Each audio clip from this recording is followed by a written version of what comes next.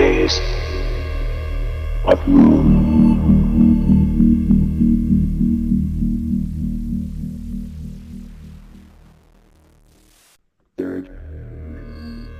Welcome to the third phase of Moon. My name's Blake Cousins. Now get ready for the start of an amazing journey. The largest YouTube channel is now on the largest civilian-run radio station, Third Phase of Moon Radio with researchers on a mission. Host Dr. J. Andy Elias and best-selling author, MUFON investigator Preston Dennett are about to take you on all the rides of our lives.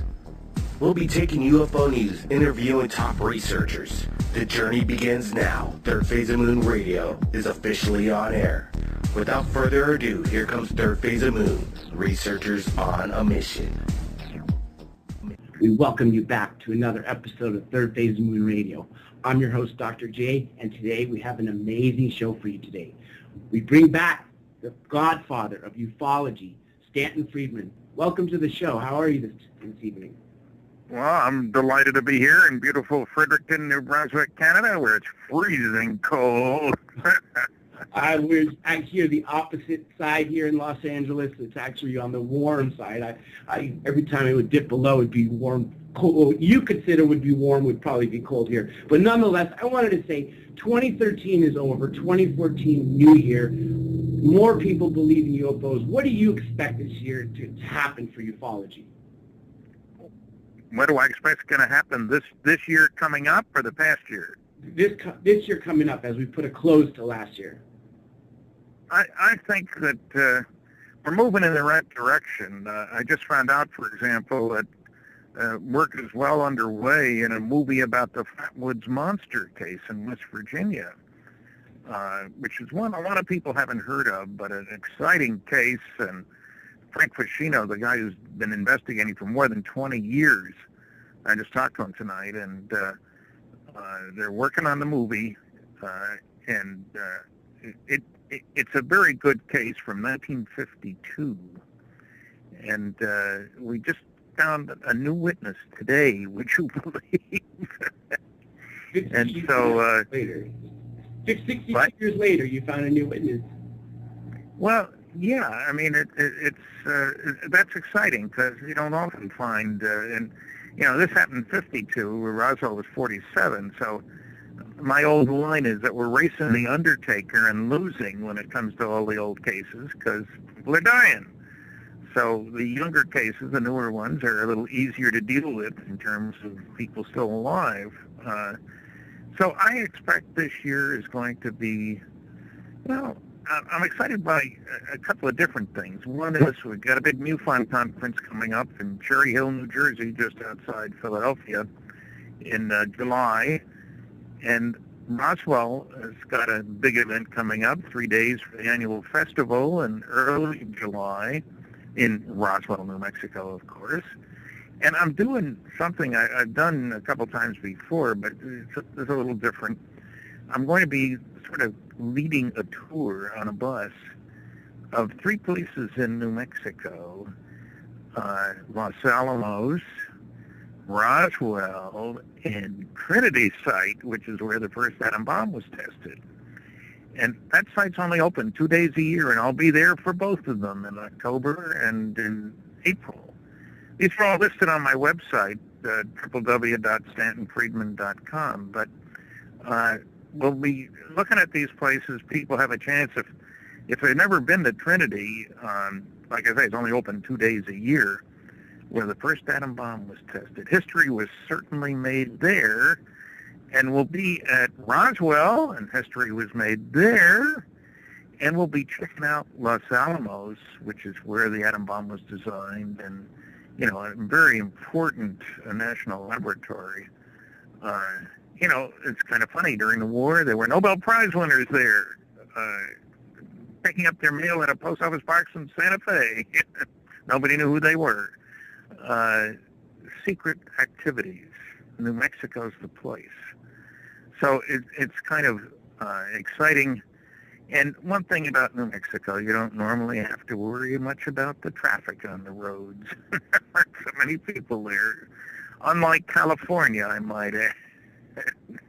Empty. You know, real quick, I wanted to, what you just said about the Flatwoods Monster, that mainstream media is making a movie. A lot of people don't know much about it. You mind giving a brief description of what you know about the case? Well, in 1952, which was the biggest year for Project Blue Book in terms of the number of sightings, this was in September 12th, I guess it was, and a whole bunch of sightings over Washington, D.C. in July and later on. And then there was a whole burst of sightings in early September. And Frank Ficino, who's been following this case for more than 20 years, he's got relatives in West Virginia, and he's dug out witnesses. And it turns out there was a family, well, there were a bunch of people. Kids were playing ball over at the schoolyard over there, and they saw something over the nearby mountain, big hill, dashed over to see where it came down, and they picked up one of the kids' mothers and a cousin, and they started up the hill, and then I'll call it a monster because that's just what everybody called it. Something came out from behind a bunch of trees and went under the branch, which gave them a measure of its height, sort of floated along, scared the bejeebers out of them, and there were dogs that went up and they turned tail and ran. Some of the kids got sick. There was some kind of vapor coming from the spring. And the National Guard got involved in this, and the story was big time. And Frank put out a book about it, actually 3 of them, one after the other, variations, the Flatwoods Monster case. And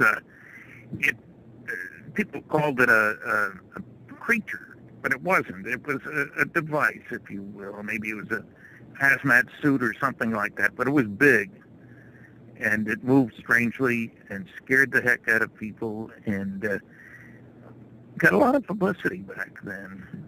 But until Frank came along, nobody's really done a systematic investigation. He's found loads of new witnesses, and I've been up there, and I don't know what was attracting them, but it turns out that night there were sightings all over the place, and he has documented what seemed to be a number of, well, temporary touchdowns, I'll put it that way. And people, the government tried to pass it off, oh, it's just a bunch of meteors.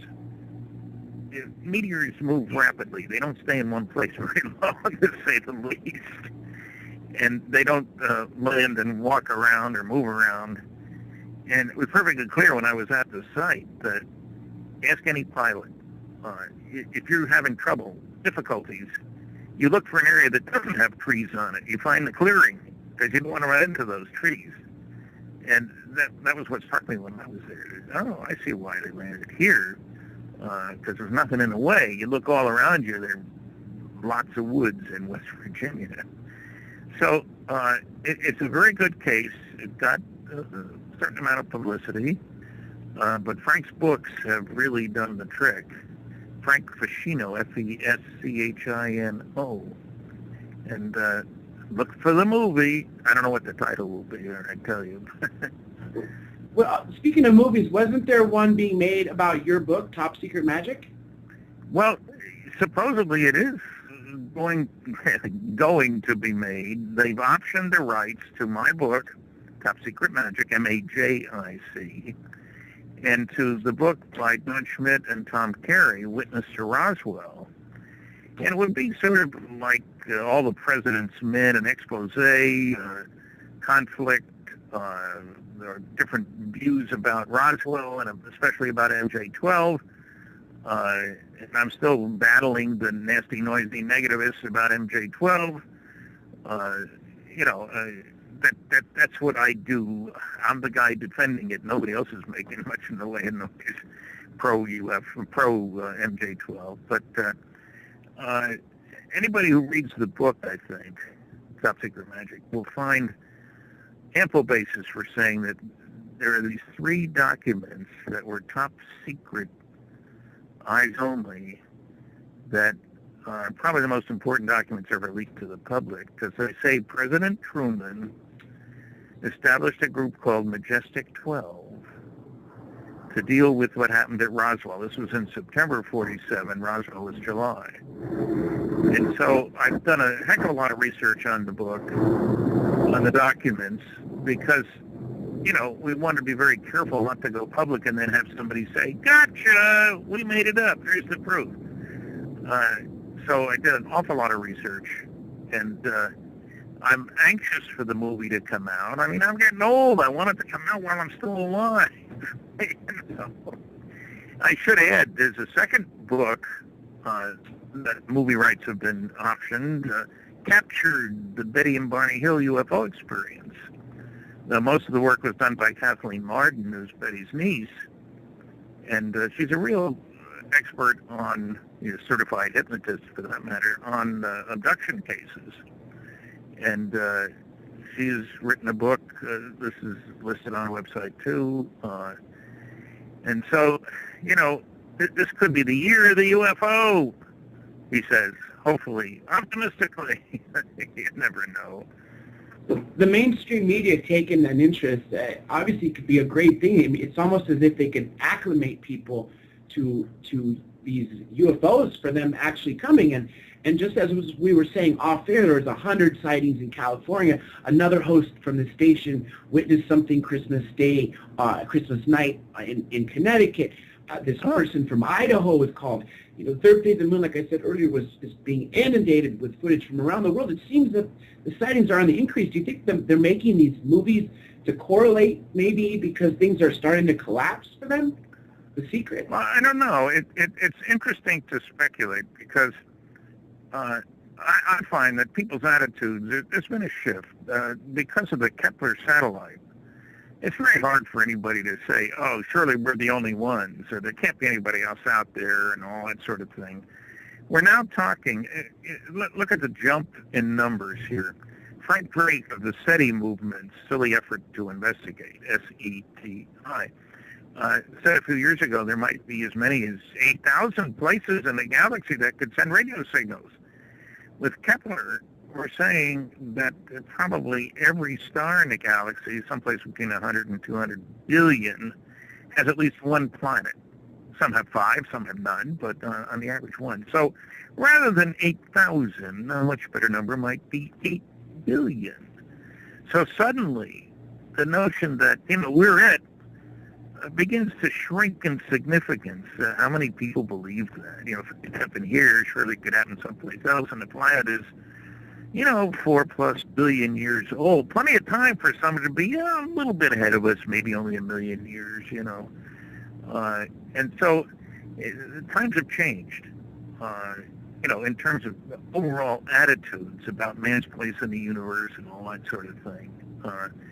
Our love of ourselves, our sense of uniqueness is kind of going down the tubes because it's pretty hard to imagine that we're the only ones. I mean, if you're going to talk about God, this is the best he could do?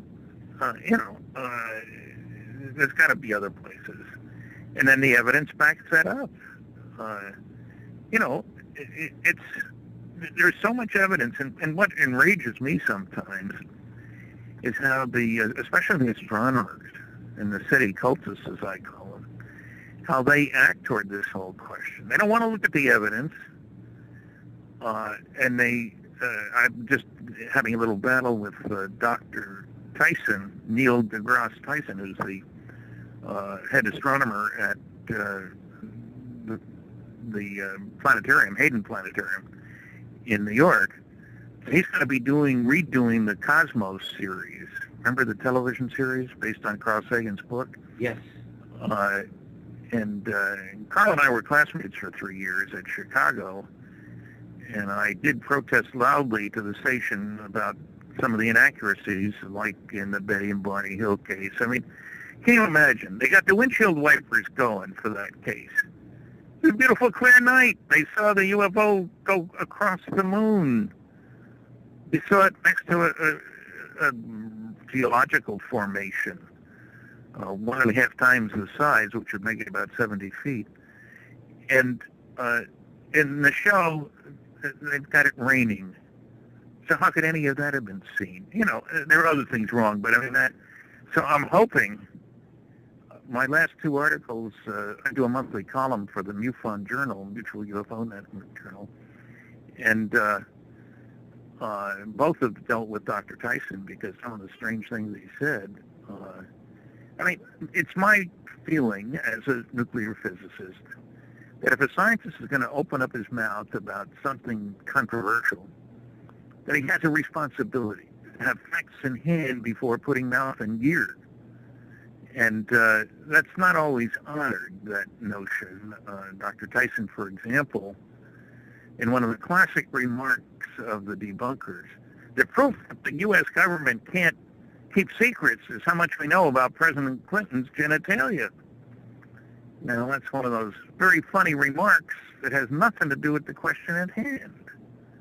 He also said, and this bothers me more because of my professional background, that our fastest craft would take 70,000 years to get to the next nearest star, so, obviously interstellar travel is out of the question.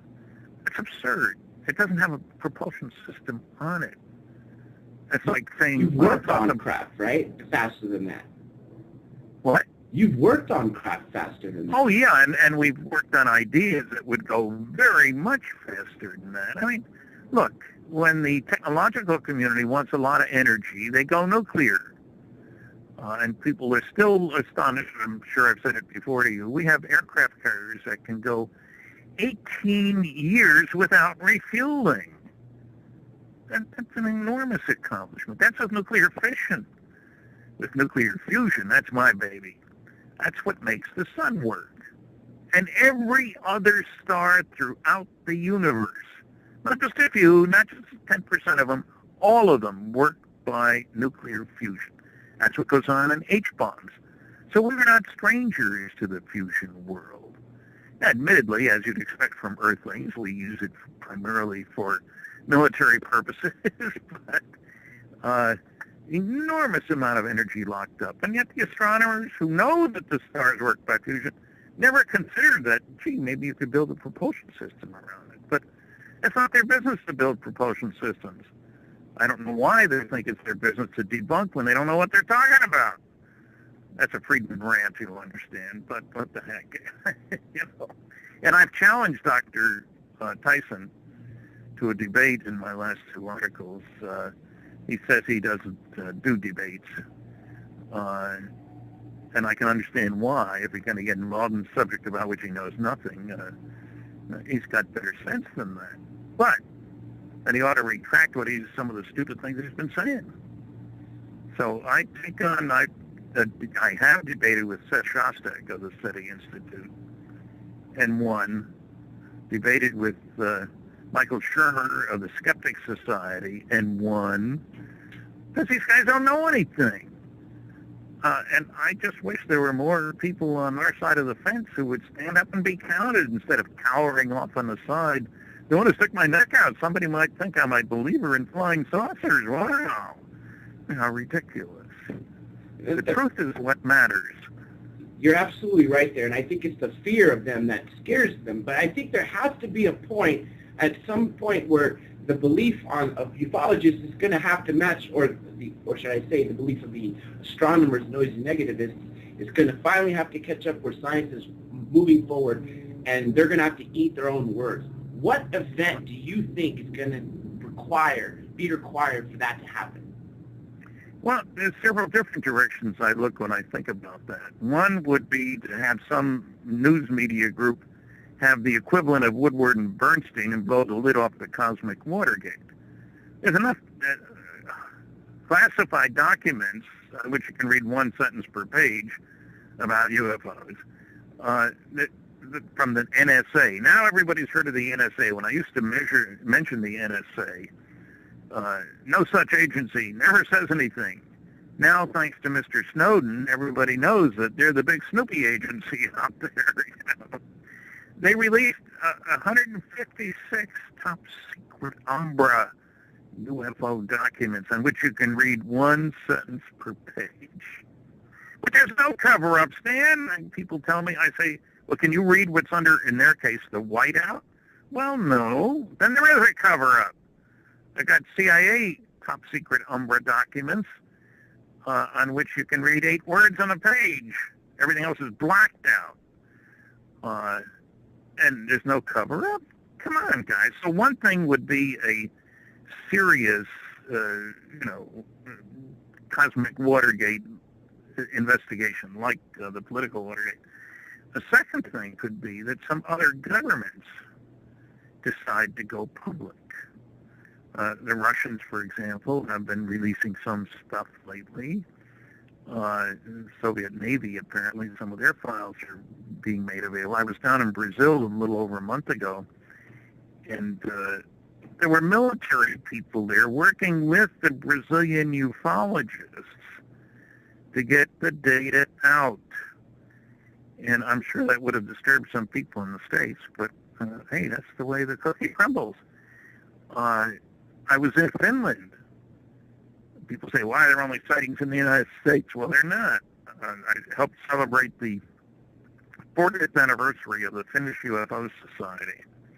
We met at a planetarium, very respectable institution, you'll understand. And I went from Brazil, where it was 85 degrees, to Finland, where it was 20. 60 difference. But what I'm saying is I'm encouraged by these things. So one thing would be for other governments. A third thing would be for insiders here in North America to decide that, hey, maybe they're on their deathbeds, maybe it's time to speak out because other people have. For people who may have held back a report or a document or something, to step up and be counted. And of course, it just might be that some television network would decide it's time to break it all open. And maybe we can start a rumor that Network A is doing it, and that'll get Network B, and then Network C will join in, so you can get there firstest with the mostest, So I don't know what all is going to happen, but also, one of the things I keep looking for, I'm sure that some of the old-timers who were gathering up pieces of a saucer out near Roswell, somebody might have put a piece in his boot, or in his pocket when nobody was watching or whatever. And maybe these turn up, and there has been some work lately on some pieces found in New Mexico, where the analysis is beginning to sound as if this stuff is of extraterrestrial origin. The isotope ratios, which are a key factor. So it may be any one of these directions, maybe all of them. And then I always think back to a German physicist, Max Planck, who said, new ideas come to be accepted, not because their opponents come to believe in them, but because their opponents die and a new generation grows up that's accustomed to them. And I think today's generations, the last couple anyway, are much more accustomed to the notion of spacefaring peoples and rockets and all this kind of stuff than anybody before. So I'm still an optimist. China, right now, they landed successfully on the moon. Foolishly enough, we stopped NASA sending up people. We have to require the Russians to get our astronauts up there. Do you think if they were to find something that they would disclose, I mean, I know this is only speculation again, but do you think that may be a route? Well, that would really do it, wouldn't it, if the Chinese sent back information? I have to say this. The transition between a world in which nationalism is king, which is where we live now, it's the only game in town, nationalism, to a world in which we start thinking of ourselves as earthlings, Terrans, or planetarians, or whatever you want to call it. That would be a very large step. And so rather than leading to further competition, maybe we all decide that, we're wasting an awful lot of money on this planet, killing people. I just heard the other day, 100 and some thousand people had been killed in Syria by its own government over the last few years. Yes. That doesn't say much for us. So it may well be, China, India, etc., turn the tide. I mean, look, if as Americans we constantly push for one vote, one person, we can't do that in a world government, can we? Because the Chinese got more than 4 times as many people as we do. Right, almost a full billion, right? But well, they've got 1.3 billion, and India has 1 billion. We got 300 million, 310 million. So we'd be outnumbered on any vote if we did it that way. And the big challenge is, how do you make that transition? How do you get rid of all this military spending? How do you start taking care of the people on the planet instead of killing them? That's a major challenge.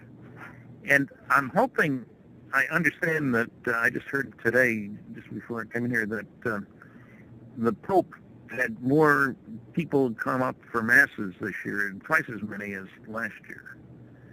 So maybe that a new generation, new thinking. The Vatican is not avoiding the question of there being life out there. They've said there is. So, you know. And anyway, that brings us to our first break. We'll pick that right back up because I have something important about China to ask you. Everybody stay tuned. Third Phase of Moon Radio will be right back.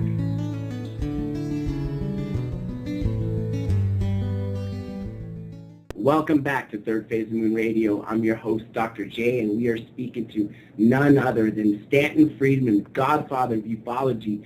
And just before we went to break, we were talking about China. And I wanted to pose to you this question, Mr. Friedman. Did you see the pictures of the China sent of the moon? Why is it brown versus all the white images that NASA has been feeding us for decades? I have no idea. Maybe they were telling it like it is instead of preparing it for public consumption. How's that? Precisely what I was thinking, because that revelation alone, what if it shows that it's not just a dead planet, that maybe that it was had more to it than what we once thought?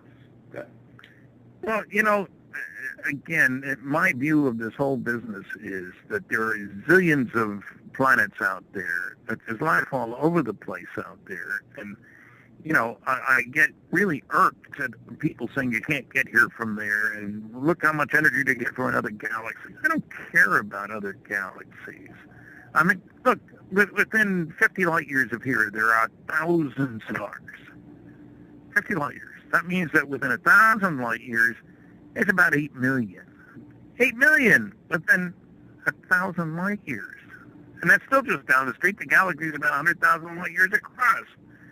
So the notion that, you know, we are the lucky spot, and only 1 or 2 or 3 or 4, just a small number.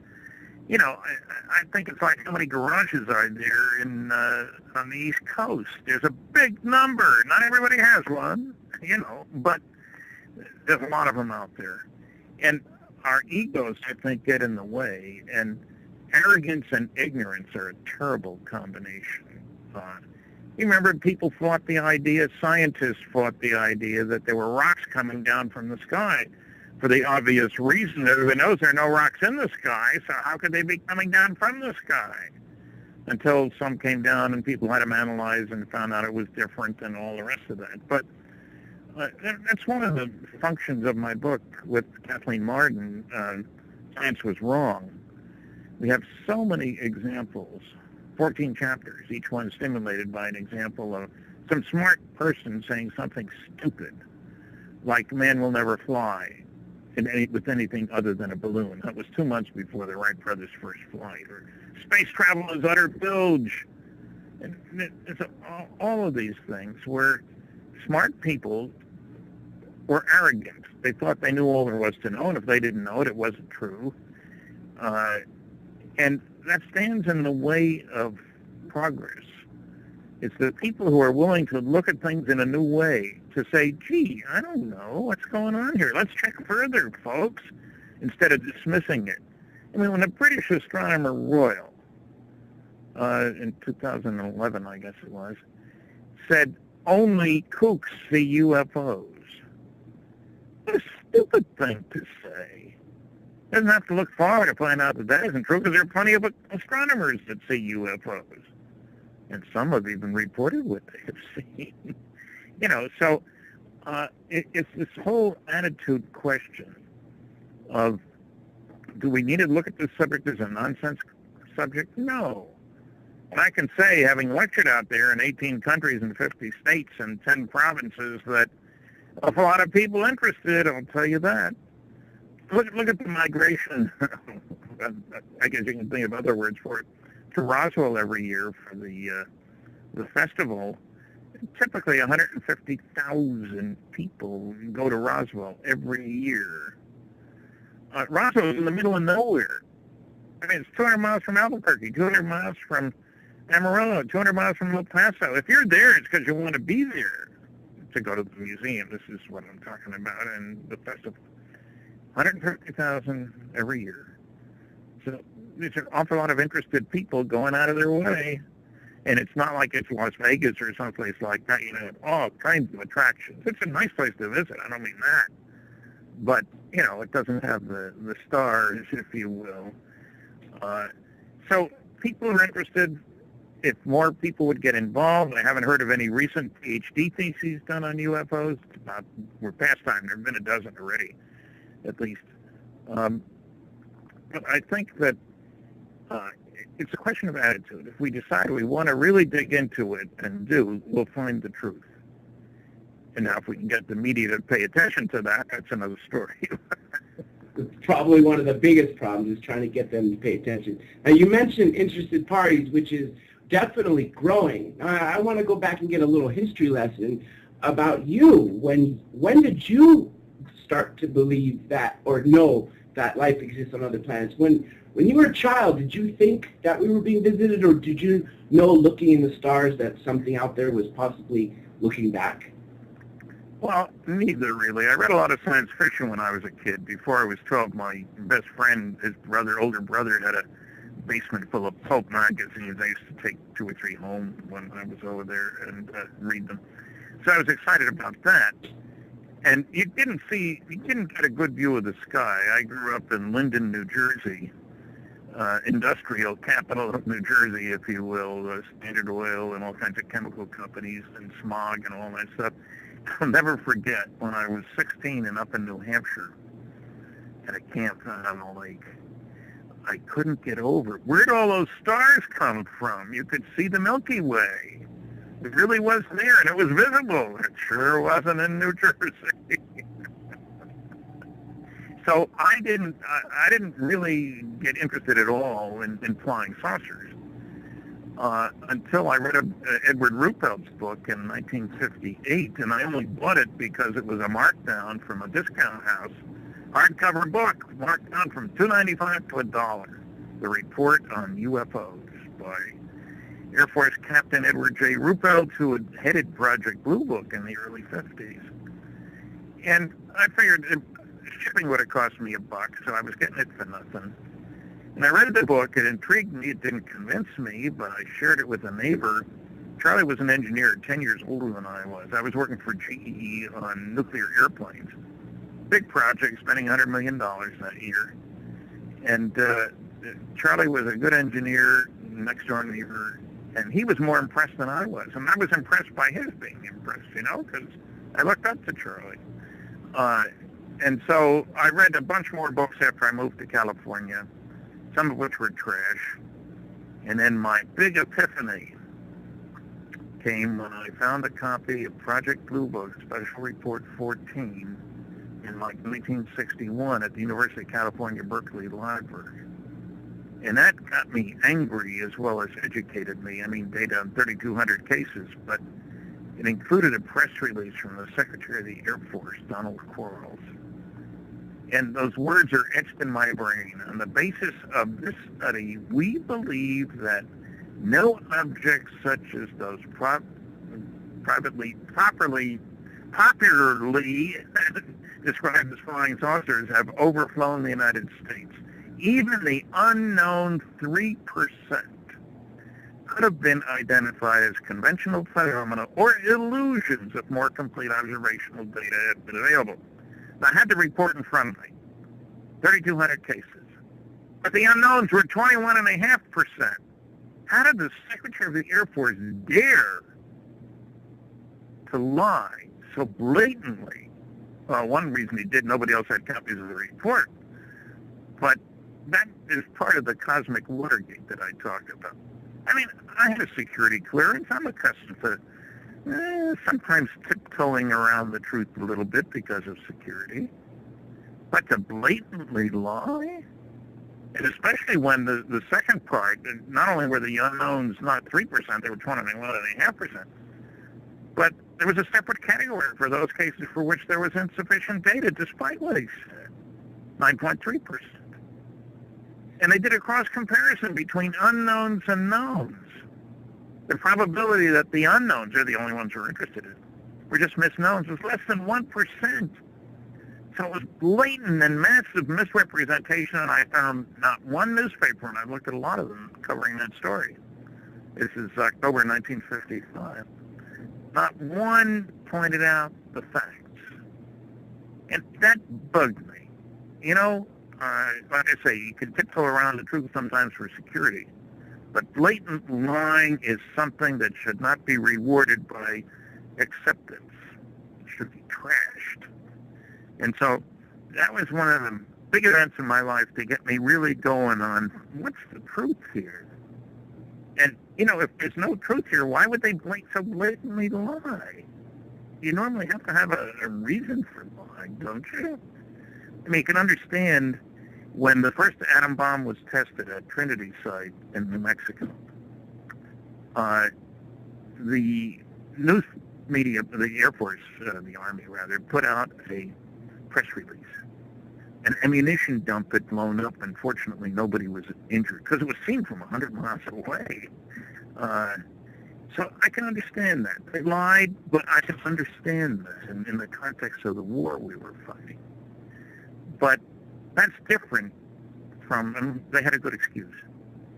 That's sad how the lie on Project Blue Book, and the thing is most people won't get past that phrase. They won't look into the details as you did, and I actually got a copy of that from you, in fact, this last year's UFO Congress, and in there the reports are just boggle my mind. This document's there for over 6 decades, and that alone could be looked at and shown so much proof, and yet it's in some ways suppressed. If it wasn't for you, I wouldn't know about it. Well, if you listen to all of the nasty, noisy negativists, as I call them, you wouldn't know about it at all. If there's one thing they're consistent about, it's rule number 1 for debunkers. Don't bother me with the facts. My mind's made up. And rule number 2, what the public doesn't know, I'm not going to tell them. And rule number 3, of course, is if you can't attack the data, attack the people. It's easier. And rule number 4, do your research by proclamation. Investigation's too much trouble. Nobody will know the difference anyway. So, Special Report 14 is a good example of that. Debunkers don't talk about it. If they do, they lie about it. And so I don't like people lying. I mean, I thought, foolishly I suppose, when I grew up and wanted to be a scientist and became one, that science is a search for truth. Of course, I thought at one time that journalism was too. I'm a little older now. I know that it's not always true for either group. The spins, very sadly, the spins. You know, Area 51, a hot topic right now because finally, after decades, it is publicly acknowledged, even though the White House consistently renewed the budget for it. And Obama was recently asked, what do people ask him more than anything else about? And he said Area 51. And I thought, obviously, because he's the only president that can talk about it now. But the fact that everyone is asking shows the interest there. What do you think is happening there, or might have happened at Area 51 that caused it to have this mystique to it? Well, it's been because of a lot of publicity. What's her name? Jacobson's book is one who said it was founded in 1951. That's where the number comes from, which is nonsense. It was done in 54, and it was set up for the purpose of developing the U-2 aircraft in secrecy. And remember, we used that to fly over the Soviet Union in violation of international law, of course. And they developed lots of stuff out there. Of course, then when satellites came along, the best pictures you can buy are Russian ones, which I think is funny. But Area 51, no question, was set up to do research on advanced systems that you don't want exposed to the public. And that also you want to be safe if somebody drops an atom bomb your way. And it's out in the middle of nowhere. And we know that the U-2 was developed there, and the SR-71 was developed there, and I would say the SR-72, whatever the next model is called, I forget what it is. So the real question, I suppose, is that's where UFO stuff is going on. Well, certainly Roswell stuff wasn't taken to Area 51, didn't exist at the time, 47, and there were other functions for it. It wasn't a big lab complex at the beginning.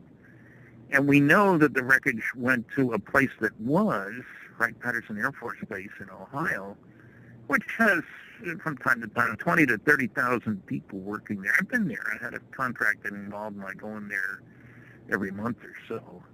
Big place, big facility. I just laughed when somebody called me and said, he and his friends are going to break in at the gate and find all those alien bodies there. I dissuaded him from that. High security, lots of guards, lots of people. I had a security clearance, so when I was there, I did not have free access to every place there. You had to have a need to know. So I had to be escorted to places away from the facility where I was having meetings and stuff. But, and there is a book out by Don Schmidt and Tom Carey, Area 51, the new Area 51, Wright-Patterson Air Force Base. So it's not the new one, it's the old one. Because that's where wreckage went. That's where a Russian pilot defected, because I think he got $1 million with a MiG, and it went to Wright-Patterson Air Force Base. So who knows all the classified work that's going out there? Not me, and nobody's talking about it. I've been by it. I went by the sign, use of deadly force is authorized. And I think the government has a right to do classified experiments. Not only there, but there's a lot of land in the country you can't fly over, for example. And I had somebody say, oh, come on, Stan, that's ridiculous. It's a free country. Anybody can fly anywhere. There were some pilots there, fortunately. And I said, hey, you guys, are there places you can't fly over? Oh, yes, they're shown on the map. And you want to be escorted and maybe fined, you just try flying over there. So Area 51 is one of a number of highly classified establishments, Dugway Proving Grounds. It's a place where they do chemical warfare work. You can't get in there. That's not surprising. Security, I should say, it's one of my beefs with some of the people who want everything disclosed. We're entitled to know everything. No, we're not. I don't think so. I think there's a very strong national security aspect of the whole UFO story. The first country that is able to duplicate the propulsion system is going to rule the planet, fly circles around anything we got flying. So everybody wants to get that. And certainly the notion that we should put what we know out on the table because the American people should know everything is ridiculous. It really is ridiculous. So I'm not for disclosing everything. It would be nice if there was a worldwide gathering of important people at which they said the planet's being visited, and here are some reasons why we haven't disclosed what we know, and we have conferences scheduled on the religious, economic, philosophical, psychological aspects of what that means that we're being visited. Religion has some serious questions here. Did God make civilizations out there, for example, or just here? You're absolutely right, and we've got a break in about 5 minutes, so I'm sure this is going to carry over there, but you talked about the Vatican earlier. They seem to be paving the way to disclosure. So yes, there are religious aspects, but at the same time, it looks like all the major institutions may be setting themselves up to say, hey, believe in us, but because it's not inconsistent to believe that God put something else somewhere else. What do you think about that and the big change of the Pope? Well, I was very glad to hear it. I was shocked the first time I heard it when the previous Pope said something along the lines of, there's no reason God couldn't have made them as well as he made us. And my first thought was, who's he been talking to? You know, people forget the Vatican has its own observatory. Father Baldocci attended UFO conferences. I've met him. He's dead now. But so there was definitely an interest there. And you can understand that. You know, one of the big religions, the Muslims, incidentally, do believe that there's other life out there, and they've said so. So, you know, you pay your money and take your choice, but you don't want to be on the outside, do you? Definitely not. Do you think that crash and retrievals obviously bring the smoking gun? Do you think the Vatican possesses any alien artifacts from possible crash and retrievals? Don't know. Don't want to speculate on that because I have no idea what they've got. And, you know, it's just like we're still speculating about the miracle of Fatima. There's still supposed to be stuff released. And some people say that was a UFO experience. Way back, was it 1918, something like that, where a whole bunch of people saw something strange in the sky. So I'm sure the Vatican has kept tabs on what all goes on there. But it's not only them, not only the Catholics. You know, if you want an interesting book, besides mine, of course, which are listed at my website, www.stantonfriedman.com, but Dr. Barry Downing's book, The Bible and Flying Saucers, is an outstanding work of scholarship. He has a bachelor's in physics and a doctor of divinity. You know? He specializes in divine physics, I guess. But he goes through the Old and New Testaments and finds loads of examples of flying saucer sightings. They didn't call them saucers. Who used saucers back then, you know? But it's an exciting piece of scholarship and could be expanded if we could get more professors to sponsor more students who are digging into strange stuff like this UFO stuff. That would be exciting. So, you know, there's a whole area here that needs a lot more attention. How many courses are being taught on UFOs? There have been some in the past. How many more PhD theses are there going to be? There have been more than a dozen. You never hear about them from the nasty, noisy negativists.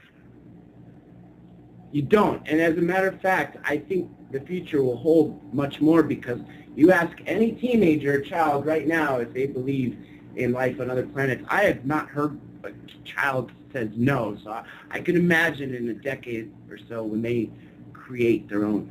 We're going to come to the break in about a minute, but this is going to carry over after. I wanted to go back to crash and retrievals. Do you know what the most recent cases were and where they were, and was the U.S. in charge of taking them even if they were on international grounds? Well, the only one that comes to mind is Varginha in Brazil, and I happened to be down there when that went public, and I can't even tell you, it might have been 10 years ago. It's a good case. And that cut us off. We'll pick that right back up. Everybody stay tuned. Third Phase of the Moon Radio will be right back.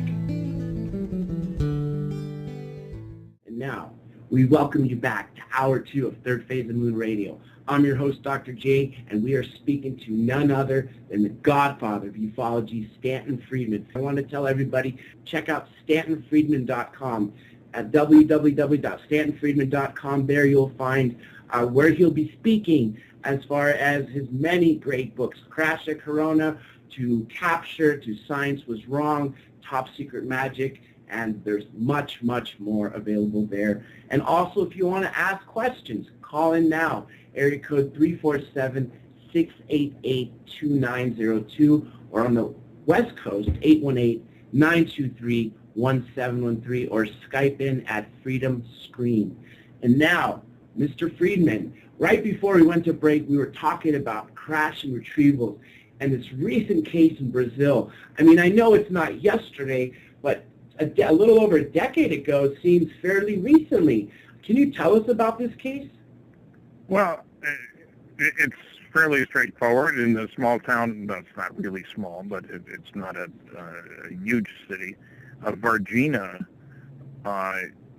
people saw something strange in the sky, and then it was linked to seeing, how should I put this, strange critters, beings, kind of brown skin, short, not wearing any clothes as I recall, and some firemen picked them up, and the craft was recovered, and supposedly the United States spirited it away.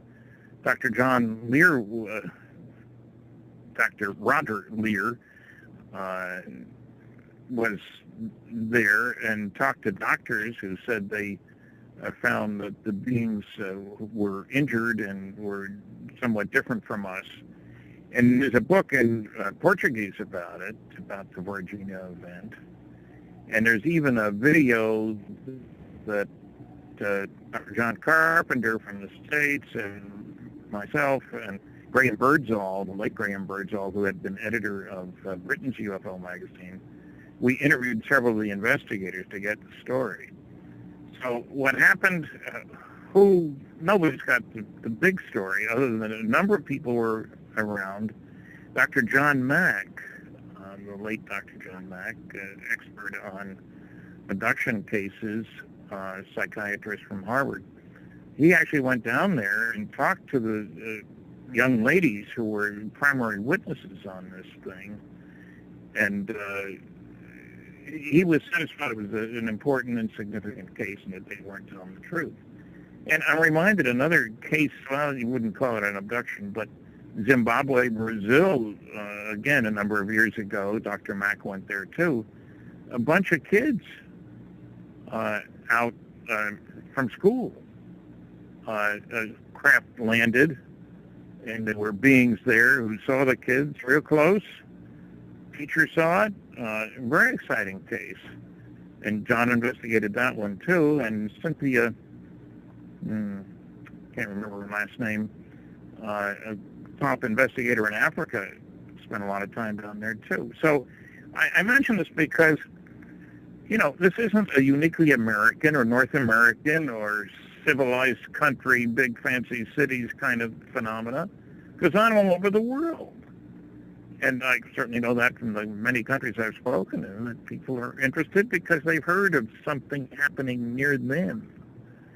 And, of course, there's always the question of was it a secret government system. But and there are people who will tell you that, hey, this was all built by the Germans.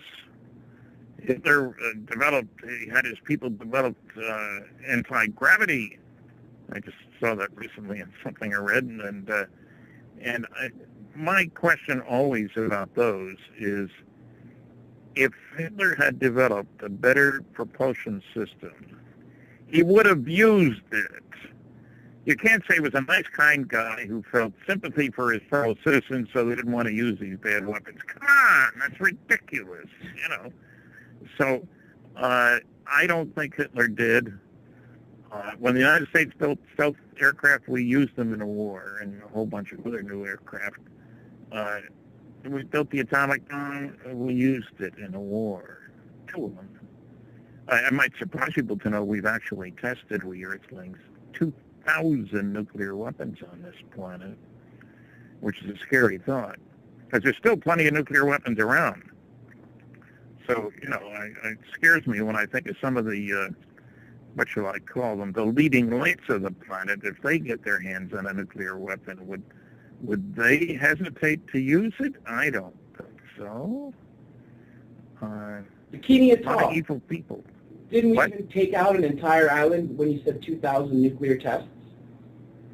Say that again? Bikini Atoll. Wasn't that one of the islands that we were doing one of the nuclear tests and we destroyed? Well, that was an early one. That was our first H-bomb. We beat the heck out of the atoll. Not much of it at all, of that at all. You know, it's an interesting progression. From a big bomb in 1944, a blockbuster it was called, gave the energy of 10 tons of dynamite. Wow! Well, the next year, 45, our first atomic bomb released the energy of, about 16,000 tons of TNT. And because we're such smart guys, in 1952, first H-bomb fusion device released the energy of 10 million tons of dynamite. And the Russians that went off a few years later, 57 million tons of dynamite. It seems Can you very imagine? plausible exactly why we'd be monitored by an extraterrestrial race right now with what we're doing. I think they'd want to quarantine us, don't you? Absolutely. With that kind of lethal power and that we're using against each other, rather than harnessing it for a good reason, first thing we did is went out and created a bomb. Yeah. Bigger and better. More bang for the buck. Pretty sad. It is. It really is. You know, earlier in the last hour we were talking the cost of secrecy when we were talking about possibly rogue nations. I'm going to take this back there if you don't mind.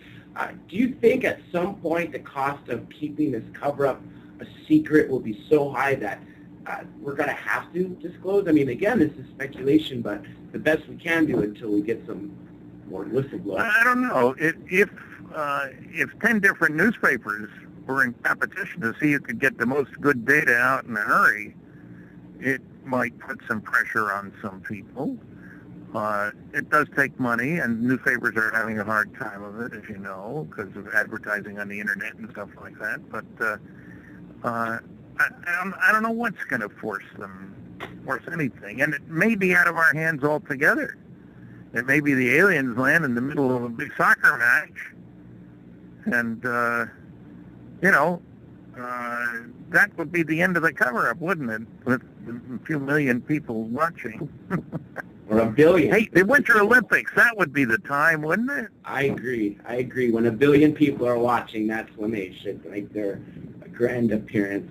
Now, you know, Snowden, if you recall on Christmas, he made this remarkable message that says that our generation and the children of the future will never know what it's like to have privacy. Everything from their actions to even their thoughts. I mean, not that they could read thoughts, but because of their monitoring every single thing, their patterns. Some people, that's a very strong statement of where we're going and what our resources are being used for. And some people even think that he's holding on to some UFO footage. And you know also about this secrecy because you filed a Freedom of Information Act request on yourself, right? I know because I worked under security for 14 years, but it was a funny experience. I sent off a Freedom of Information Act request to both the FBI and the CIA. I want all your files on me. And I gave them where I was born, when I was born, and, full name, name, rank, serial number, and the whole business. And I mentioned that I'd had a security clearance for 14 years. Well, I heard from the FBI first, and it was very straightforward, very short letter. We don't have a file on you. I knew they did because the security clearance was done by them, but not too long thereafter I heard from the CIA. And they said, all we have on you is a negative name check request from the FBI to see if we had any files on you, basically is what it meant. And they sent me a copy of this little squib of paper, the size of a postcard, really. And so then I wrote the FBI, and I sent them a copy of that. I said, could you please recheck your files? Because this is what I got from the CIA. And I get a letter back from the FBI saying, we have rechecked our files and find that we do have a file on you. However, it's classified. So I send them another letter. I said, I'd like to know the size of the file and the level of security, the level of classification. That information is classified. Sorry about that. I go through this whole rigmarole, I knew they had a file on me because I had friends who were saying, Stan, why is the FBI asking us questions about you for my security clearance? But what I'm getting at is people who think you can get anything you want all you got to do is ask for it, don't know what they're talking about. And, there's a funny way of dealing with that, too. At the presidential libraries, you can request a mandatory classification review. If you're going through a file and you find a sheet, a withdrawal sheet, it'll tell you that this is taking the place of a 5-page memo from John Jones to Tom Smith, top secret, dated October 24th, 1982, whatever. And so you can put in a mandatory classification review request. And say the Eisenhower Library submits it for you to the agency whose document it was, NSA, let's say. And at one time, I don't know what the latest version is, but at one time it was running 2 to 6 years to get a response to those requests. And, what's funny is I've been talking about the NSA for a long time because we had a lawsuit against them, a Freedom of Information suit. And that's when we found out that they had 156 top secret Umbra UFO documents. Wow, but they wouldn't release any. Then they released some a few years after that. And I used to make jokes about the NSA. Everybody says, no such agency, NSA, or never says anything, because most people had never heard of the NSA. Now, thanks to Mr. Snowden, everybody's heard of the NSA. And yes, I would love to know whether he pulled any documents that dealt with UFOs. It's good there was a guy, an Englishman, they were going to pull in. The government was trying to extradite him, the U.S. government. McKinnon, Gary McKinnon, right? Yes, that's the man. And the British government said no, finally, for which I'm glad. Now, he was looking for UFO information, but they were going to prosecute to the full extent of the law because he cost them a lot of money by getting into hacking their files, if you will, which is a crock of baloney, you understand, but still. But now Mr. Snowden has given enormous publicity to the long arm and especially ear of the NSA. And it's not surprising, I guess.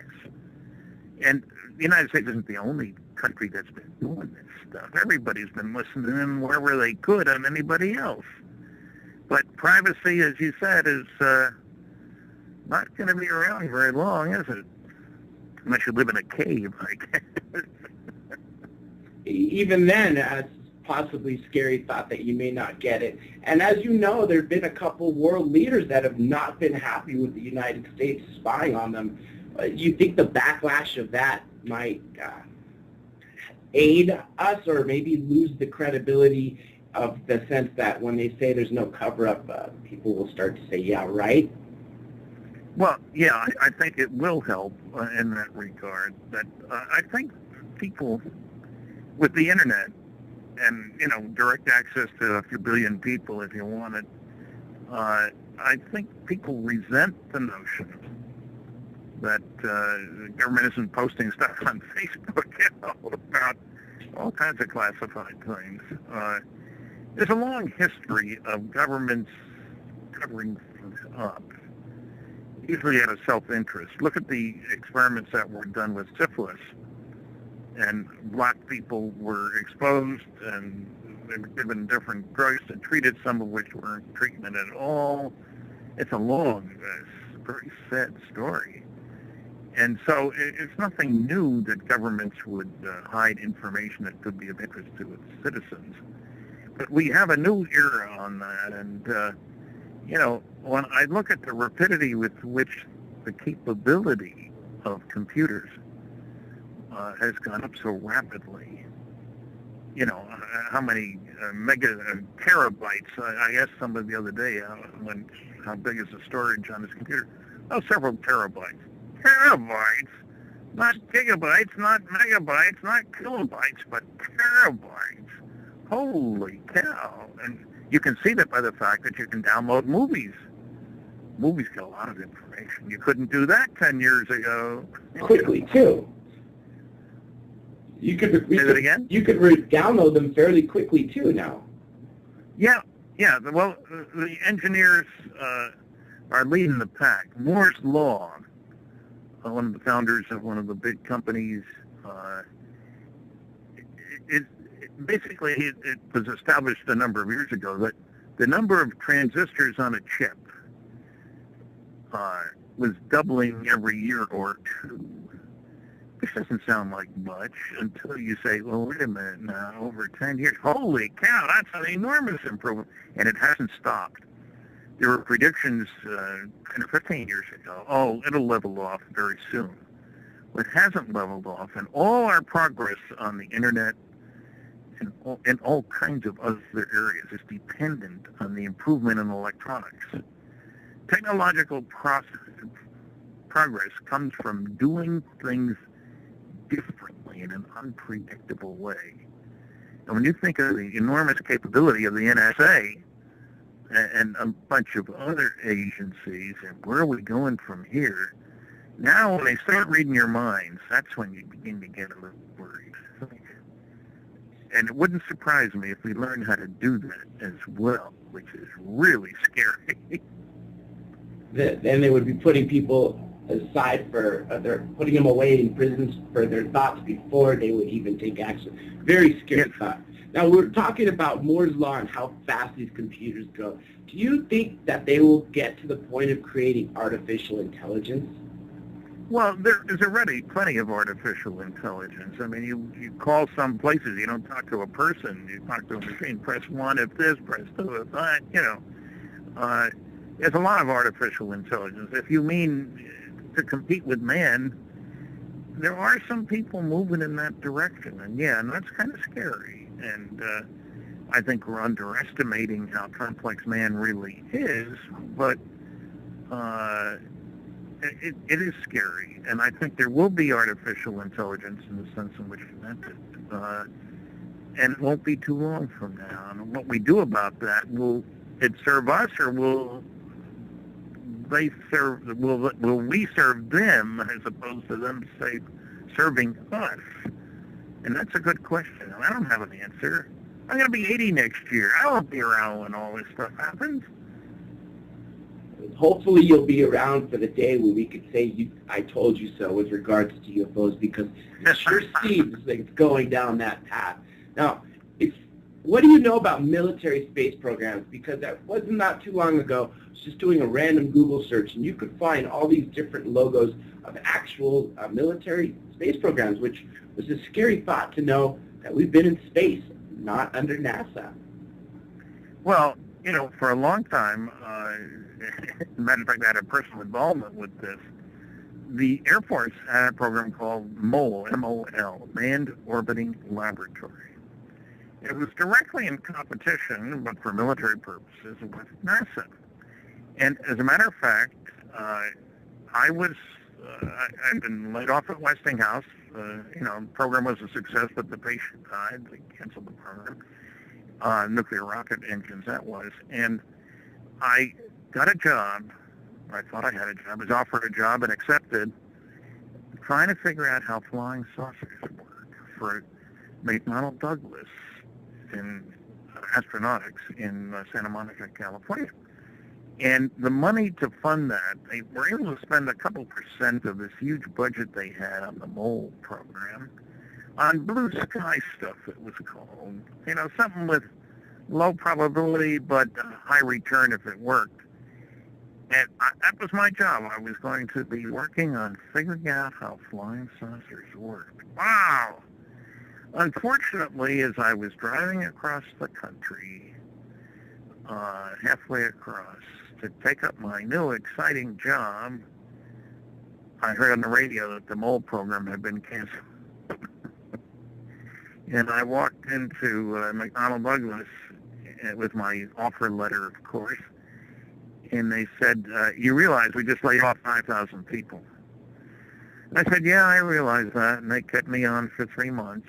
And I did do one thing of real significance, I think. I'd had a literature search done, scientific report literature, using one key word, magnetoaerodynamics. That's plasmas, ionized air around vehicles in the atmosphere. And I was astonished to find that I got 900 references, of which 90% were classified. This is 1970. Now, somebody was spending a lot of money on such systems. And whether they were trying to duplicate flying saucers or whatever, I don't know. But it wasn't just three guys sitting around the desk. 900 references in a lot of different places. And so, who knows? I'm just reading a book by a guy named Len Kasten about the trip to Serpo. This is supposedly a military program to go to the planet Serpo in the Zeta Reticuli system. And a dozen Earthlings spent a number of years there, and then most of them came back. Some of them, a couple died, and the others decided to stay at Serpo. Now, if you believe the book, and this title that says a work of fact or not fiction, something like that, then we've already sent on alien craft a bunch of people to live out there and get to know them and all that sort of stuff. Now, at very best, it's in my best. But I'm sure that there was plenty of classified work that went on outside of NASA on advanced propulsion systems, no question about it. So when will we find out? I don't know. They're not telling me. You know, now this question is obviously going to feed into the break, which comes in a couple of minutes because it's very convoluted. If you were president, how would you handle all of this? And once disclosure happens, then what? Because obviously it's going to fundamentally change everything. Like I said, I know we're going to get interrupted, but might as well start if you want. Well, my view is that what you do is to talk to your leading people and say, we need to figure out a way to do this and consider all the implications and lay out a program plan for disclosure and conferences, international conferences, at which we look at all these different aspects, you know, religious, psychological, philosophical, technological, economic, etc. It is something that needs to be looked at by a very widely background group of people because it changes everything. Once you make that announcement, it has all kinds of implications. But are we going to use it for good, or are we going to fight with each other to see who gets closest to the aliens? You know, we Earthlings aren't very good at working things out amongst us. If we were, why would the planet be spending $1 trillion this year on things military? You know, not a lot of trust going around, is there, folks? The opposite, in fact. You know, we're waging money for wars. Like you said, $1 trillion on military, $1 trillion basically on bullets and other ammo and stuff like that. But nonetheless, it's a very scary thought of what is happening with that money and what we could be doing as a society with it if we came together. Now, again, this is also going to cut in the next break, but physical evidence. You mentioned Dr. Lear being in Brazil. He's removed 17 of these implants, and we're going to talk about that right when we get break. I want to ask you what your Okay. Welcome back to the final leg of Third Phase Moon Radio. I'm your host, Dr. J, and we are speaking with none other than the godfather of ufology, Stanton Friedman. Be sure and check out his website, www.stantonfriedman.com. Several great books there, everything that he co-wrote with Kathleen Martin, Captured, to Crash at Corona, to Science is Wrong, actually very wrong for that matter. Well, nonetheless, Mr. Friedman, before we went to break, I was asking you what the implication is of Dr. Lear's implants. Well, you know, isn't it a shame that we don't have money available in the open world to do all the kind of research that is suggested by finding these little things, these implants, and that they emit radio signals and stuff like that, and try to learn from them and trace them back in origin. In other words, could we have built them, stuff like that. I should point out that years ago I found that you could buy implants to put in your cows or your dogs or even in people, small things about the size of BBs that were electronic devices that if you had a transponder, you put it near, it would broadcast information about itself, that is a serial number, name, all that kind of stuff. And that was years ago you could buy that. And so somebody else could certainly do a better job than we have. But it's fascinating that one of the big things is they don't seem to produce inflammation, which basically doesn't make sense. Anything that's embedded in the body should cause inflammation because it doesn't like foreign things in the body. And so that alone would make it worth looking at to find out how they do that. And can we prevent inflammation by using some technique that we can discover by studying this stuff? But certainly Roger has done enough of these to say that something strange is going on in a lot of places. And he we're getting older. We need more young people to come in and get involved in this kind of stuff and using the latest techniques with access to better equipment and all the rest of that. So I think it has serious implications. Where did this stuff come from? And can we establish that it is not ours?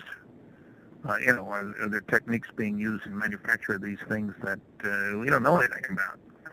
So it's a fascinating area of study, and I have to give Roger credit for spending so much time and effort, and with that goes spending money, to dig into these things. It's one of the many fascinating aspects of this thing. And, it'd be like, I'm sure that there are people who are studying gun camera pictures of UFOs taken by military planes and spectrographs on board aircraft that tell you something about what happens in that ionized air plasma around the craft that we could learn from.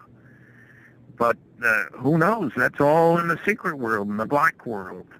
And incidentally, for people who think we can't keep secrets, I saw an article, 5-6 weeks ago maybe, that the total black budget had gone up 3%, and this year would be $50 billion in the United States, and the black budget is not under direct congressional control, like when we developed the atomic bomb, for example. Funny story, President Truman, when he was vice president, did not know about the atomic bomb development program. He wasn't informed until President Roosevelt had died. 13 days later, he was informed. Can secrets be kept? Of course they can. Can these major efforts be done in secret? Yes. As a matter of fact, a plasma physicist told me that, this is from way back when, that the astronomers interested in the stars had made some discoveries that would have helped them on the H program, because a star is basically a big fusion reaction, and that's what a nuclear fusion weapon, an H-bomb, is. But because of security, the two groups didn't know about each other. And so they didn't get the help they might have had. So it's the same with what Roger's doing. Who knows what else is going on elsewhere, and how many other of these implants have been found. Look, if the government knows about them, we know that they have done some work on them, and they're not telling us. Well, let's hope, for God's sakes, that they actually do collaborate and come forward, because, like you said, this could prove a lot. If it has no reaction as these things are going in or out, imagine what that could do for the science industry. But real quick, Mr. Friedman, we actually have a caller via Skype. Great. The name is Dude Guy. Dude Guy, welcome to the show. Hello, Dr. Friedman. I'm a great admirer. Long time viewer of a lot of your work on television, and I've just really enjoyed your perspective. But I had a question, I guess a big picture question about understanding of the general society, I guess, it's psychology, about alien life, and when is it going to be, I guess, possible for people to consider it seriously, since, it's in popular entertainment a lot, and, you would think that that would lead people to ask some serious questions or make at least discussing it plausible. And then we have UFO sightings, from the Foo Fighters up until the very recent day. I mean, it's been a consistent phenomenon for a long time, well documented. So whatever these things are, they seem to have a lot of data points that would spur some, serious debate. And yet, our independent citizens, let's not even leave the government aside, some of our most wealthy, independent, free-thinking people that develop all this great technology, start businesses, that have free time to do these things, a lot of them don't seem to question it. I even hear in the private companies that are going to space now, you would think some of these people would say, and if we see any flying saucers, we'll let you know, but they don't discuss it either. So it makes me think that there is some type of insider taboo on the issue. Well, I think there's no question about it, and it shows you how effective ridicule can be, incidentally.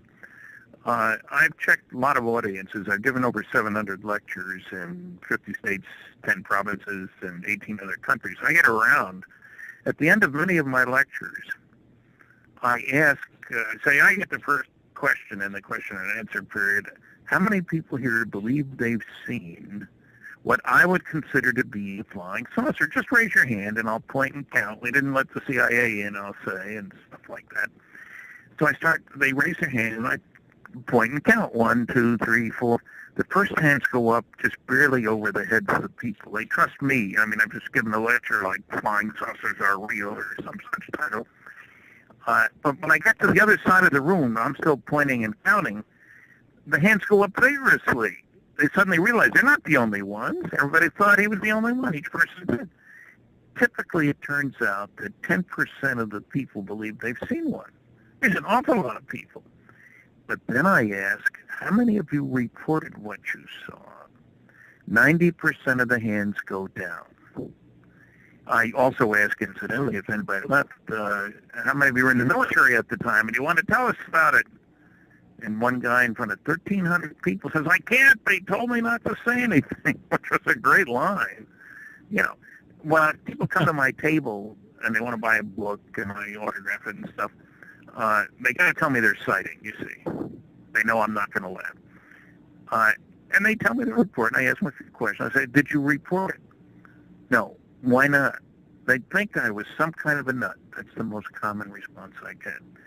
So an attitude has been created that prevents our getting more information that may be changing. An example I've used is the attitude about desegregating schools. The places where it was effective, you desegregate the first grade, next year first and second grade, next year first, second, and third, you get used to it. Time comes in and you haven't asked people to really change drastically. So I think we have a new generation coming up. There's a whole new view of the cosmos here, partly because of Kepler, the satellite which has found so many planets. If we were having this discussion 60 years ago, the general view amongst the intelligentsia was that, there aren't any other planets out there. Only our solar system. We're it, and we're at the top of the heap, and that's that. Now, I think everybody says just the reverse. We can't possibly be the only ones, and with all these, apparently about 1 planet per star. So in a galaxy, maybe 100 billion planets, not 8,000 as the SETI people had said. So there's been a change. But change rarely happens overnight in thinking. Now, an event could do it. If in the middle of the Super Bowl, a saucer lands and little guys get out and say, take me to your leader, who knows? So I think things are changing, and changing drastically. Now, if they only make my movie Magic Men, then we could get a real test of that. And who knows what's going to happen this year? Huh? Yeah, that's a very comprehensive analysis there. In the Cold War, in our country, in the Soviet Union, I've heard the rumors that it was kind of created, maybe because of this UFO crisis, and perhaps it has divided governments, all over the world. The secret, if there's a problem or a disagreement about how to deal with it, maybe there's more than one party involved. I mean, the politics or exopolitics could be extremely complicated. Yes. And perhaps that's a stumbling block. I mean, do you think it wouldn't surprise me if it was? How do we go from where everybody says privately that it's real, but publicly, oh no, it's a bunch of nonsense?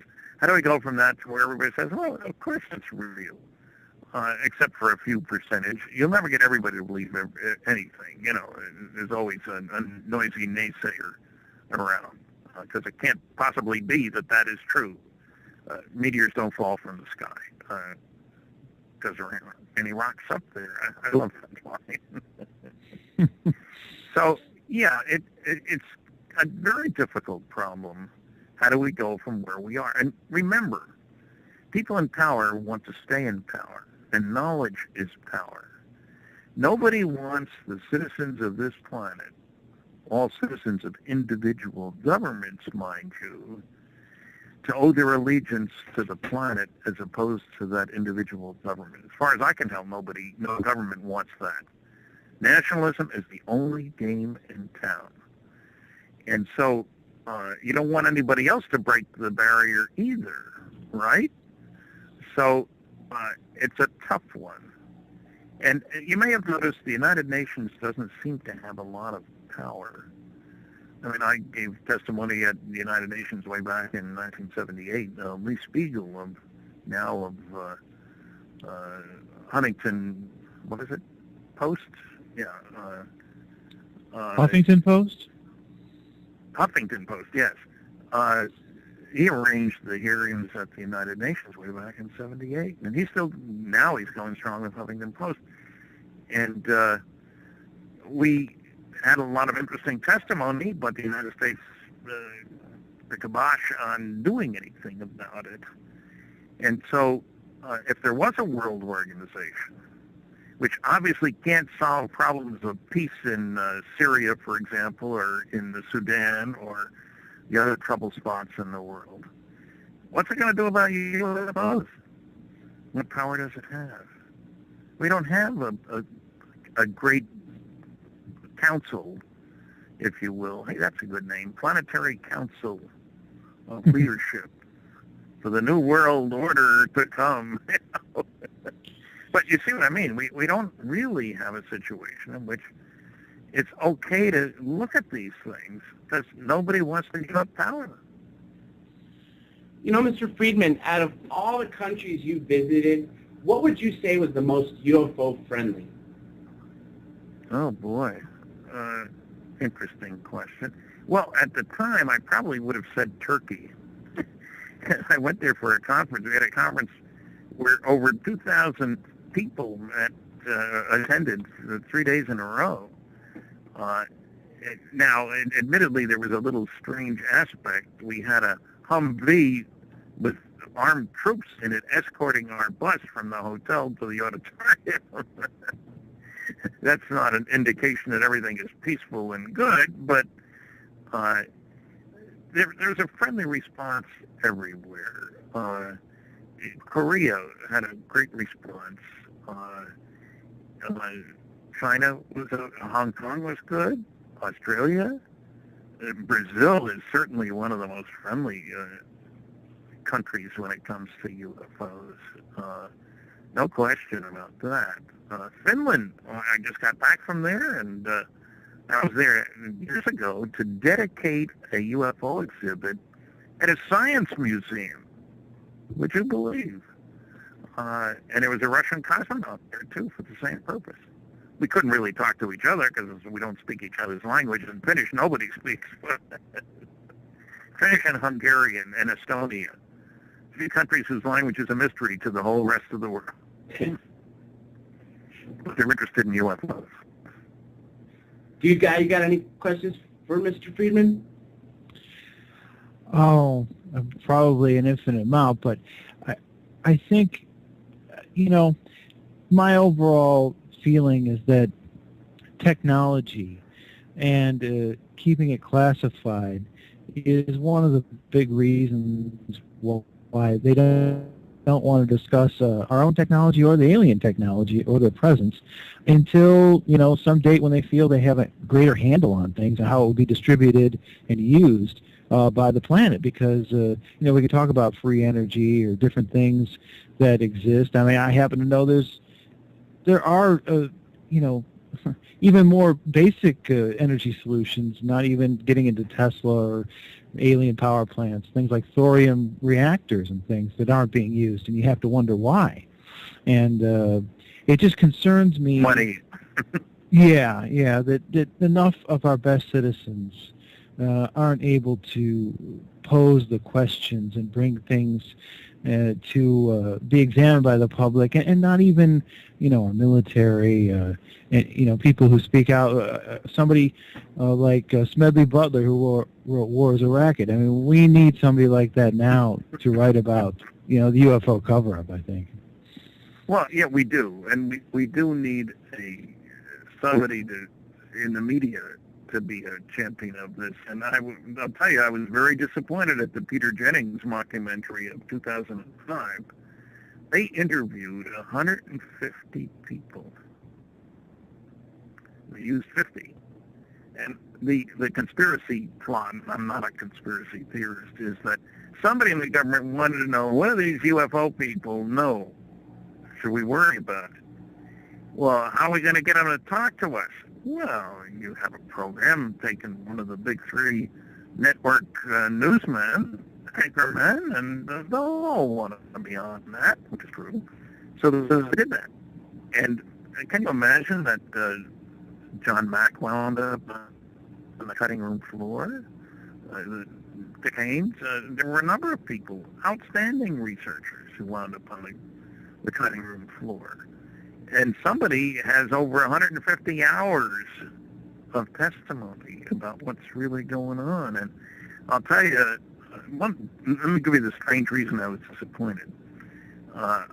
Peter Jennings and I were both born on July 29th. And we're both Canadian Americans, or American Canadians, however you want to put it. So I thought I'd get at least decent treatment on the program. Well, they used 20 seconds of an hour-long interview and called me a promoter twice in a period of time. I forgot that Leo Mussolini was also born on July 29th. It's a serious problem. That Jennings documentary didn't help us very much. Now, I know we got a few minutes left for the show. Before we do, I want to plug in your website one more time, stanfriedman.com. Also, check out thirdphaseofthemoon.net. And if anybody's captured anything amazing, be sure and send it to the Cousins Brothers via Skype or Facebook at Third Phase of Moon. Now, Mr. Friedman, two questions I'm going to lead into. I guess they could be as final ones. One, what's the most shocking case you worked on aside from Roswell? And the second one is, what can you tell each listener and viewer of Third Phase of Moon out there of what they can do to take disclosure into their own hands? Well, the most shocking case, that's a tough one. Well, it's the other one, the Hill case, when you stop to think about it, that aliens can come here and casually abduct Earthlings and test them and catch and release program, toss them back. That they could do that and get away with it, and the government doesn't care about these people being kidnapped, doesn't want to see justice done, etc. And that's shocking. That case is described in detail and captured, of course, by Kathleen Martin, Betty's niece, and myself. What was the second question? What would you tell all the listeners of the show and the viewers of Third Phase what they can do to help aid in disclosure? Well, I think the primary thing is to get educated. Find out, talk to your local MUFON representative. Find out what's happening in your area. MUFON gets 600 reports a month, for God's sakes, and most people don't know it. The public doesn't know it. Become educated. Read the books you can find, not just mine. There are a number of good books out there. And speak out when the time comes. Don't laugh when your neighbor tells you about having seen a flying saucer. And maybe try to organize an attempt to find out from military guys who are long since out of the service what they know. Many people will talk as they get closer to their grave, so to speak, if they feel it's safe, that they have nothing to lose. And we need much more effort to get this information together. Don't just sit and say, oh, it's a bunch of baloney. Oh, I believe, but I'm not going to do anything about it. There's a lot of serious stuff out there which you should become acquainted with. There's a 10-page bibliography in my book, Top Secret Magic. 10 pages. Includes, I think it's 11 PhD theses. So there is information to become aware of. Sponsor one if you're a professor. Don't say, I don't dare do that. I'd lose tenure. Have the guts to sponsor. So education, I guess, is what it boils down to. Education and realization, and the ridicule factor's got to stop. That's one thing I think is definitely key. Well, Mr. Friedman, I do want to say we absolutely had a pleasure to have you. Mr. Dude Guy, got a quick question for Mr. Friedman before we get off? You working on your next book yet? I'm thinking about it. You can always use another one. We'll try. Yeah, I agree. I'm getting antsy. I want to be working on the project like a book. Keeps me busy. What's the next step for you? What are you speaking at? Which actually just brought us to our end. Everybody... And I'll be in Roswell, and I'll be at the MUFON conference just outside Philadelphia. Both of those are in July. There'll be more coming up. And all of that is on StantonFriedman.com, everybody. Thank you again, and we'll see you next time. Third phase of moon.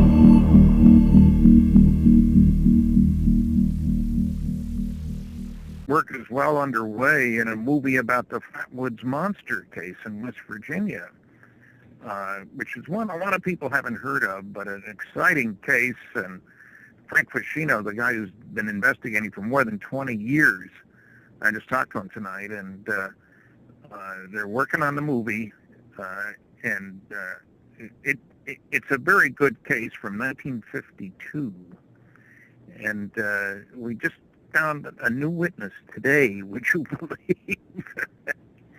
And so, 60 years later, you found a new witness. Well, yeah, I mean, it's that's exciting because you don't often find, and you know, this happened in 52, where Roswell was 47. So my old line is that we're racing the Undertaker and losing when it comes to all the old cases because people are dying. So the younger cases, the newer ones, are a little easier to deal with in terms of people still alive. So I expect this year is going to be, well, I'm excited by a couple of different things. One is we've got a big MUFON conference coming up in Cherry Hill, New Jersey, just outside Philadelphia, in July. And Roswell has got a big event coming up, 3 days for the annual festival in early July in Roswell, New Mexico, of course.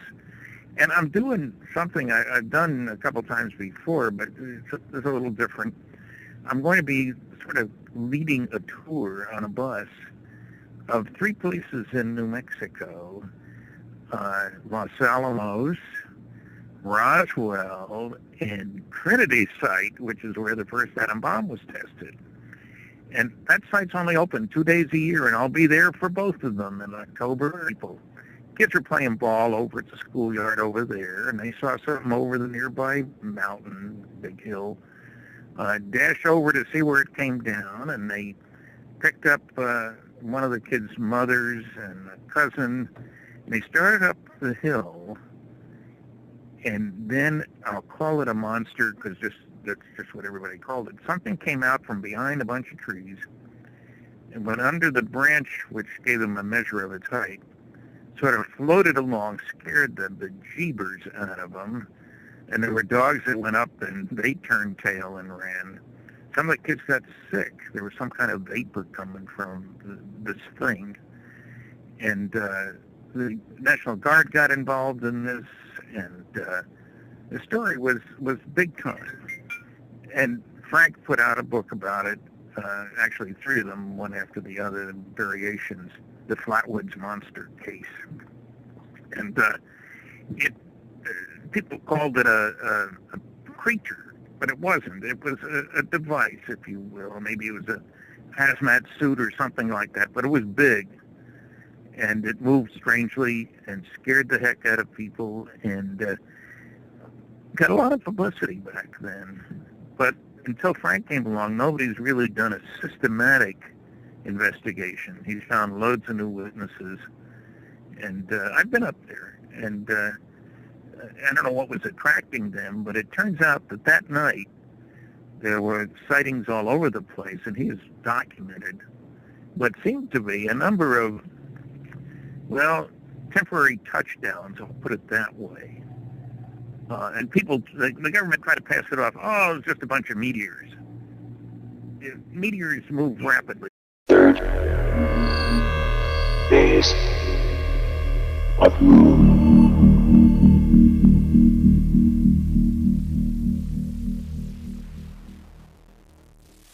Third.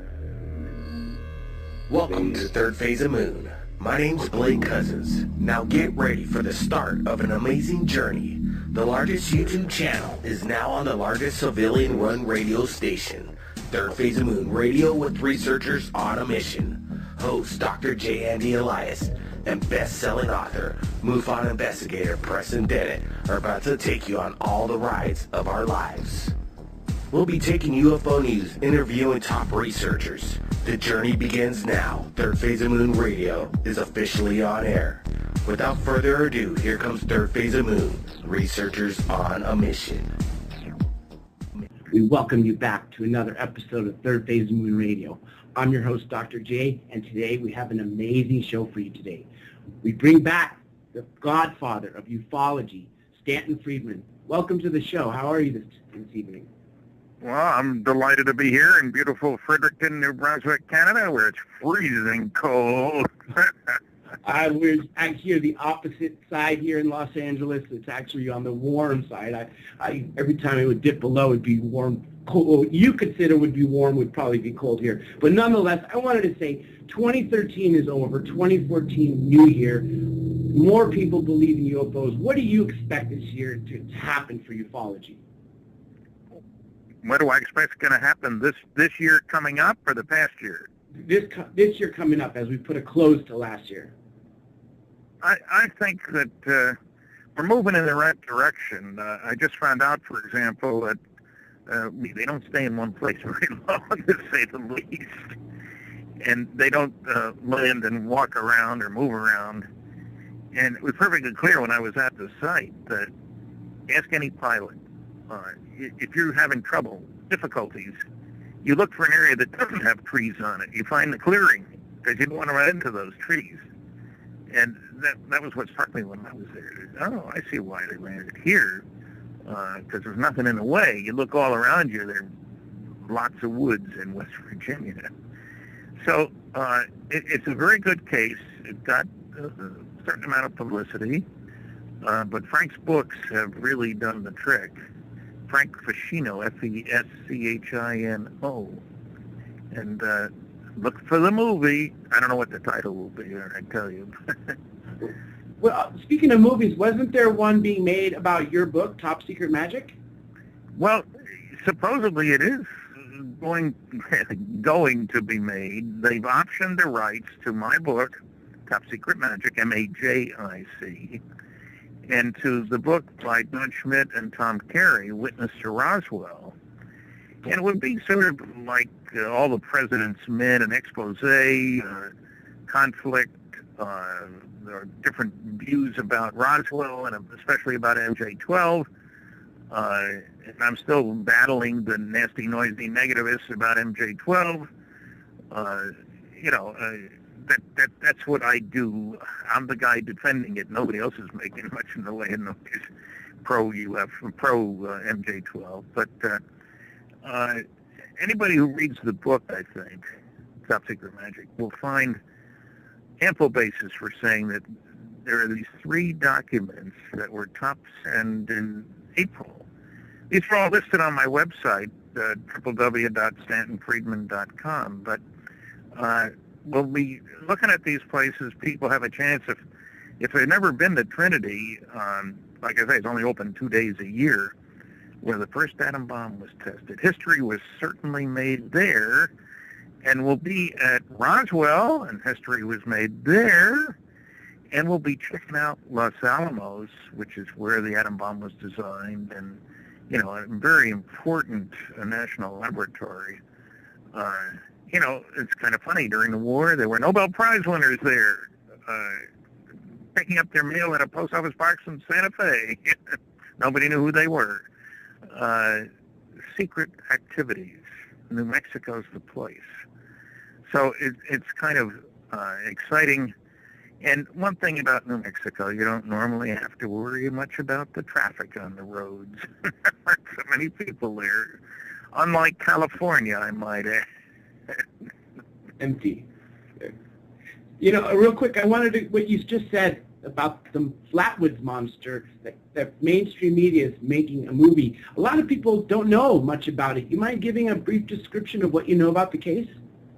Well, in 1952, which was the biggest year for Project Blue Book in terms of the number of sightings, this was in September 12th, I guess it was, and a whole bunch of sightings over Washington, D.C. in July and later on. And then there was a whole burst of sightings in early September.